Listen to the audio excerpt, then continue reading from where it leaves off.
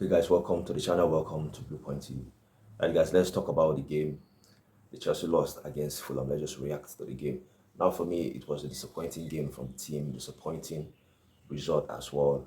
And yeah, I feel like for me, I feel like Fulham deserved the win. I think they were clearly the better team for me in this game. And for me, I think this loss is on the Chelsea coach Enzo Maresca. I feel like Enzo Maresca for me was the reason Chelsea I feel like they lost this game because of Enzo Maresca because he did not really help the players for me. He didn't help the players. I feel like the Fulham coach outclassed Enzo Maresca in this game. He outclassed him in this game because, yes, in terms of the game, beginning of the game, I feel like Chelsea started the game very well for me. They started the game very well for me. My preview, I was saying Fulham, I was expecting Fulham to sit back and defend. But I wasn't expecting Fulham to go with three at the back because other games that I've watched Fulham, I don't think they have played with three at the back. I'm not sure, but I feel like they're normal, the normal way that the Fulham coach set up his team. I think is, four defenders.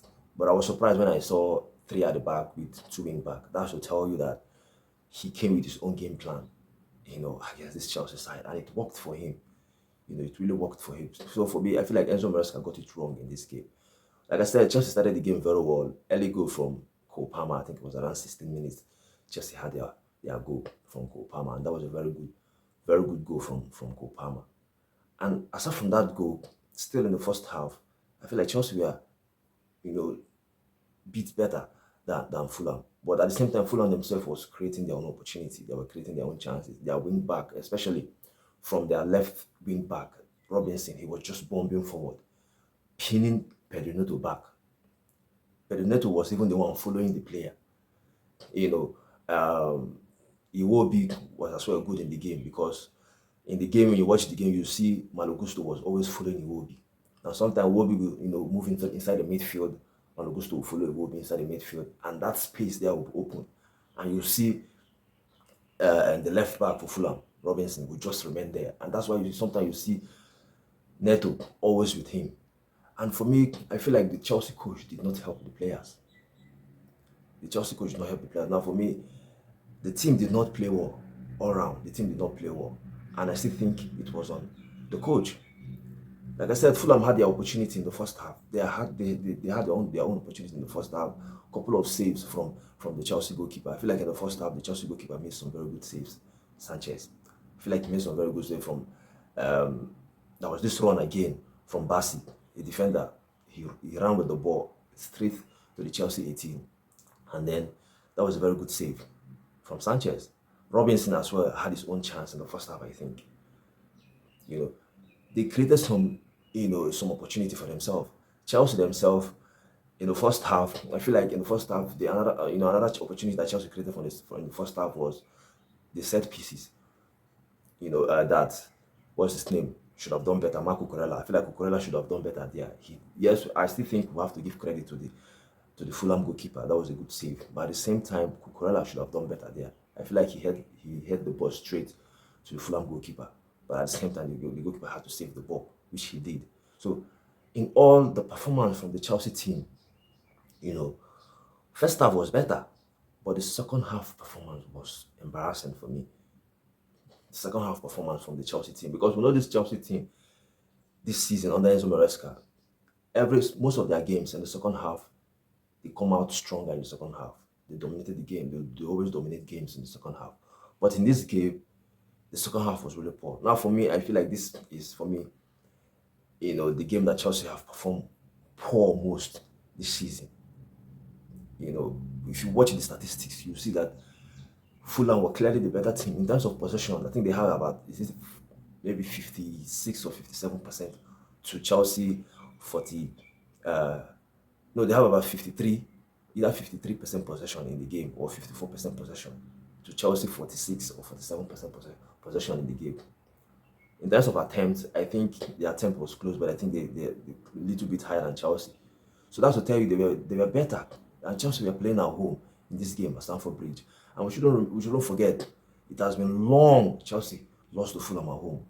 It has been so long Chelsea lost against Fulham. I think like around 1970 something, I think. That was the last time Chelsea lost against Fulham at home. So for me, this performance was on the coach. I feel like Enzo Maresca did not help the players. In the second half, you could see that the Chelsea players were tired, especially in the midfield, because I feel like the problem started from the midfield. I feel like we did not control the game. I feel like Chelsea did not control the game in the midfield. And I feel like Caicedo was left on his own in this game in the midfield. Enzo Fernandez was playing up more higher in the game. The coach should have asked Enzo Fernandez to come back a little bit deep and join Caicedo in the game. Join Caicedo to help Caicedo in the midfield. But you see Enzo Fernandez, going too forward. We understand that, we are leading 1-0. Possibly we have to kill the game, which it was first half that we were supposed to kill the game, because it was first half that we had some little chances to kill the game off. And Fulham, we have to give them credit. Fulham are a good team. They're a good team. They played against Arsenal. They drew that game against Arsenal. They played against Liverpool. Liverpool did not beat them. So they are a good team. So for me, but losing this game against Fulham, at least if maybe they drew the game, it could have been okay. Yes, we want to win the game, but at least you did not lose the game. But then losing the game was even more embarrassing for me. Like I said, I feel like Enzo Maresca was the reason Chelsea lost the game. Why can't he make substitution? Why is it that Enzo Maresca doesn't want to make substitution? Yes, we know that some of our key players are injured, like Romeo Lavia is not available, Fafana is not available, a couple of players that are not available, Badiashile is not available, especially with Romeo Lavia, because I feel like the midfield was really, really overrun in this game.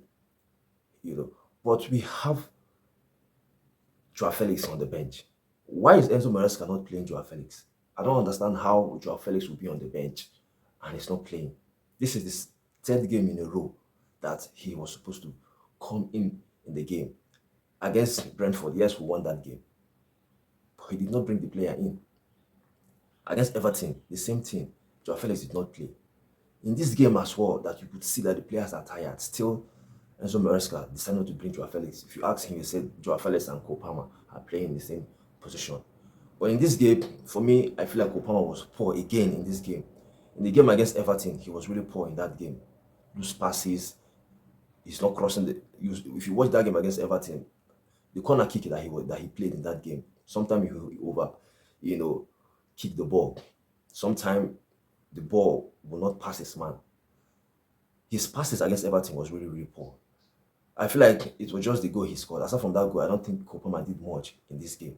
And you have a player like Joao Felix that could, create something that could change something in the game. Joao Felix is not a small player. He's someone that will know he's a quality player.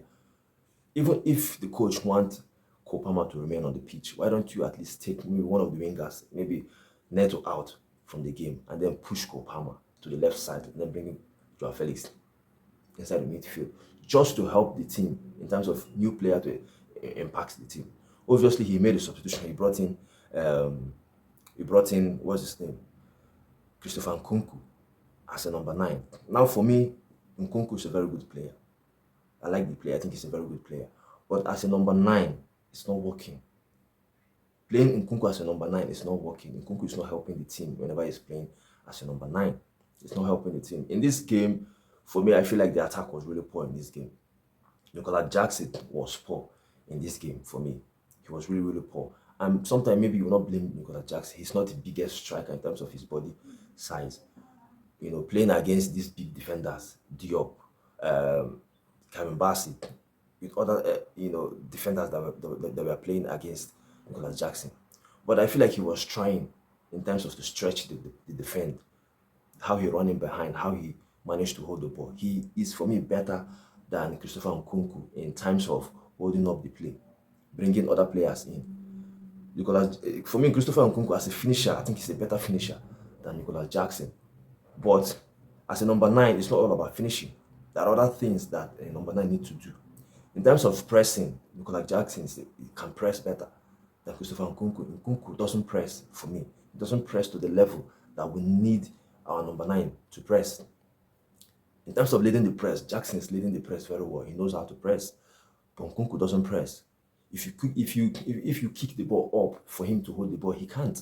And I'm not blaming Nkunku because that's not his strength. Nkunku is more of a midfielder or a supporting striker. But as a number 9, he's not Obviously, we have a young, a young striker on the bench, Mark Guiu. Mark Guiu for me is more of a number 9 than Christopher Nkunku. Yes, he's young, 18 years old, but he can do, for me, he can do better in terms of holding the ball, pressing, helping the team, because to press is another way of defending from the front. Maguire can do that better than Christopher Nkunku. So for me, like I said before, I think this loss that Chelsea lost is on Enzo Maresca. There are players on the bench. I don't understand why is it that he's not trusting those players. There are players on the bench that he was supposed to bring in. The Chelsea players that were on the game, they were tired. If you watch the game, you see that they were tired. They were tired. And he was supposed to help them by maybe changing some things, bringing some players in, and freshen the team in the game. But he decided to just stick with one substitution again. The same thing happened against Everton. And I just want to talk about Noni Madueke. Because in this game, I think Madueke wasn't even on the bench. Obviously, they asked the coach what is happening with Madueke. He said it was technical decision. I don't understand what is going on between Madueke and Enzo Maresca. The last time he talked about Madueke, that was the time Madueke did not even make the bench. He said Madueke did not train up to the level. That was why Madueke wasn't on the bench. Now, this time Madueke asked him again. He said technical decision. Madueke is a player that can help the team.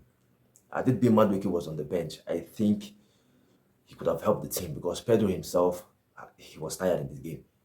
The first goal from Fulham will tell you that he was tired.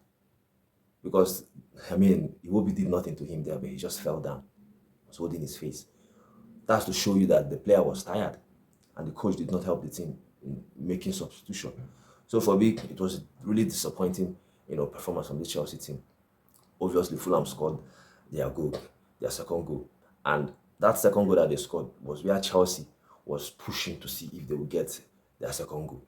And again, it was Sanchez. That second goal was on him.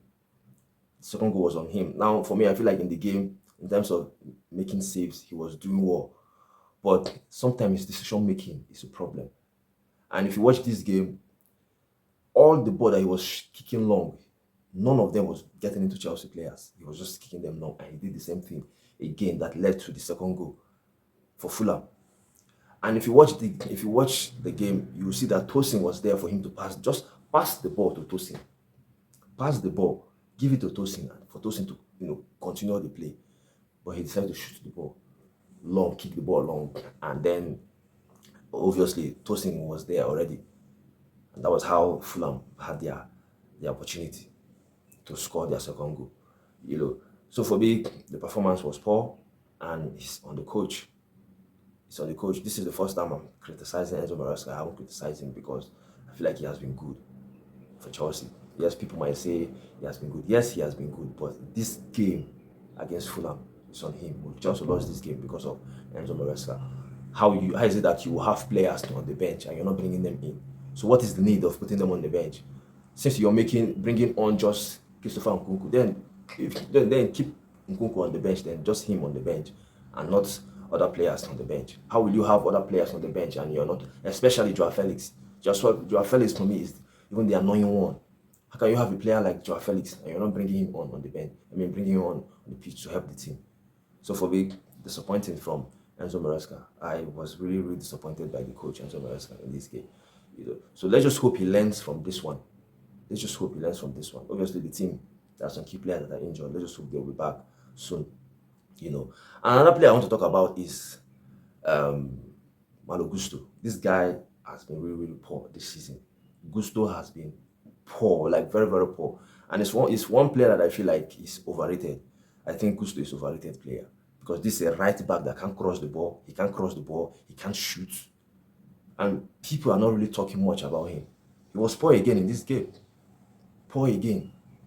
Sometimes he overtouches the ball. Sometimes when he's supposed to release the ball, sometimes he overdo things in his game. I just hope this James will be back and just stay fit. I just hope he stays fit. Obviously, he's back already. But if he started playing games, I just hope he stays fit. Because if you watch with James and Malo Gusto play, you know that there's level. So Malo Gusto is another player that I'm really, really disappointed. I don't know what he's doing. But in all, poor performance from the team, poor from Enzo Maresca. We just hope he learns from the team. from this defeat, and then yeah, we'll move from here. So, what's your thought? What's your opinion on the performance from this Chelsea team? You let me know. And also, guys, if you're watching the video, subscribe to the channel Blue Point TV on YouTube. Like the video as well. You're also on Facebook. You can follow the channel Blue Point TV. Share the video as well. Thank you, guys. Stay safe. Well, I'll see you again. Bye.